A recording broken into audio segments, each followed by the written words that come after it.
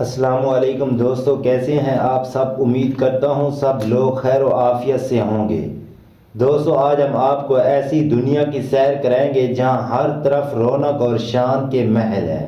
یہ ملک فرینچ ریوائرا کا چمکتا ستارہ ہے۔ مونٹ کارلو کسینو کے جذبات خیز کسینو سے لے کر میڈیٹرینین کے خوبصورت ساحل تک، یہ چھوٹی سی سلطنت اپنے مہمانوں کو بے مثال طور پر اپنی طرف کھینچتی ہے۔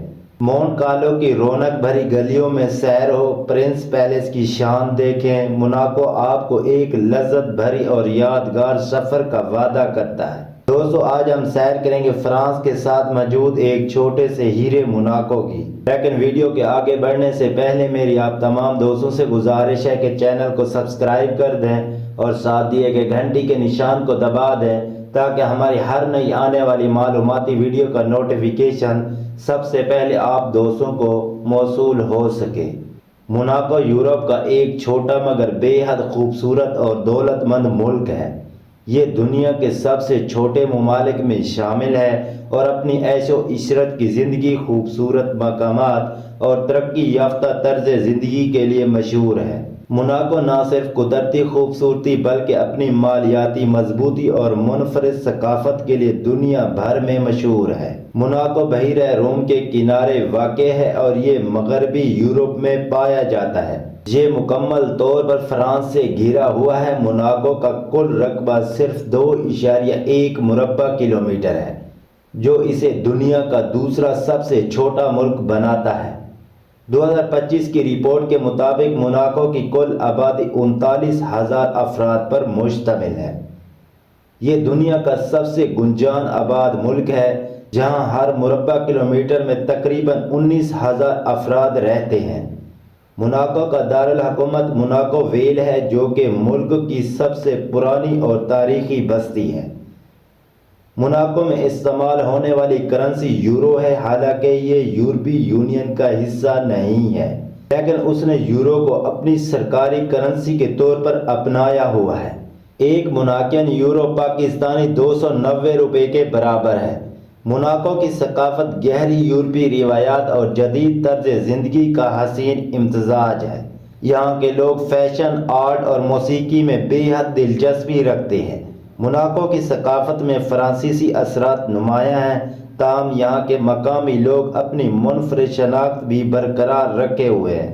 موناکو میں سال بھر میں مختلف تہوار اور تقریبات منعقد ہوتی ہیں، جن میں سب سے مشہور موناکو گراں پری، یہ فارمولا 1 ریسنگ کا ایک عالمی معیار کا ایونٹ ہے جو ہر سال موناکو کی گلیوں میں منعقد ہوتا ہے۔ مونٹی کارلو جاز فیسٹیول موسیقی کے شائقین کے لیے ایک بڑی کشش کی تقریب ہے۔ پرنسس گریس ایوارڈ ثقافتی ترقی کے لیے یہ ایک بڑا ایونٹ ہے۔ موناکو کی معیشت بنیادی طور پر سیاحت، مالیاتی خدمات اور جوا خانوں پر مبنی ہے۔ موناکو کی شاندار خوبصورتی، لگژری ہوٹلز اور تاریخی مقامات دنیا بھر سے سیاحوں کو اپنی طرف متوجہ کرتے ہیں۔ مونٹی کارلو کسینو دنیا کا مشہور ترین جوا خانہ ہے، جو موناکو کی آمدنی کا ایک بڑا ذریعہ ہے۔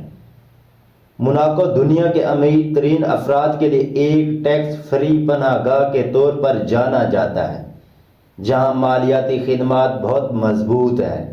موناکو نے ٹیکنالوجی کے شعبے میں نمایاں ترقی کی ہے۔ یہاں کے تعلیمی ادارے جدید سہولیات سے لیس ہیں اور دنیا بھر کے طلباء کے لیے معیاری تعلیم فراہم کرتے ہیں۔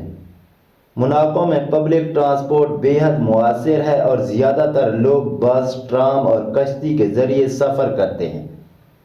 موناکو دنیا کے صاف ترین ممالک میں شمار ہوتا ہے۔ یہاں کے لوگ اور حکومت صفائی کو بہت زیادہ اہمیت دیتے ہیں۔ موناکو کا سب سے مشہور علاقہ مونٹی کارلو ہے، جو اپنے لگژری ہوٹل، کسینوز اور شاندار رہائش کے لیے مشہور ہے۔ موناکو میں سیاحوں کے لیے بے شمار خوبصورت مقامات موجود ہیں، جیسے Monte Carlo casino, oceanographic museum, prince کے محل اور لاربوٹو بیچ بہت مقبول ہیں۔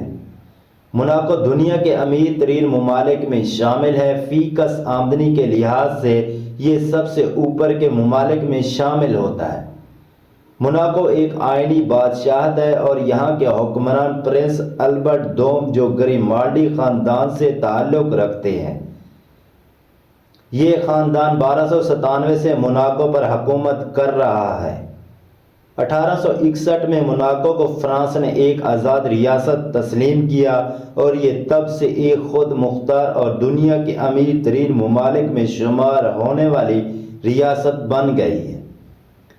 موناکو ایک سٹی سٹیٹ ہے جہاں عیش و عشرت کی زندگی بسر کرنے والے لوگ رہتے ہیں۔ یہاں کی آبادی میں فرانسیسی، اطالوی اور مونیگاسک لوگ شامل ہیں۔ ملک کی سرکاری زبان فرانسیسی ہے لیکن اطالوی اور مونیگاسک بھی بولی جاتی ہے۔ غیر ملکی باشندے بھی یہاں بڑی تعداد میں مقیم ہیں۔ موناکو اپنے لذیذ اور منفرد کھانوں کے لیے مشہور ہے جو بحیرہ روم کی خوشبوؤں اور فرانسیسی اثرات کا حسین امتزاج پیش کرتے ہیں۔ باربیجوان موناکو کا روایتی اسنیک ہے جو عام طور پر قومی دن کے موقع پر پیش کیا جاتا ہے۔ یہ ایک قسم کا تلا ہوا پیسٹری ہے جو چاول، پنیر، پالک اور کدو کے مکسچر سے بھرا جاتا ہے۔ اس کے علاوہ سوس پیکولا، پیسٹری ڈی فارسی اور فوگاسا جیسے لذیذ کھانے موناکو کے روایتی کھانوں میں آتے ہیں۔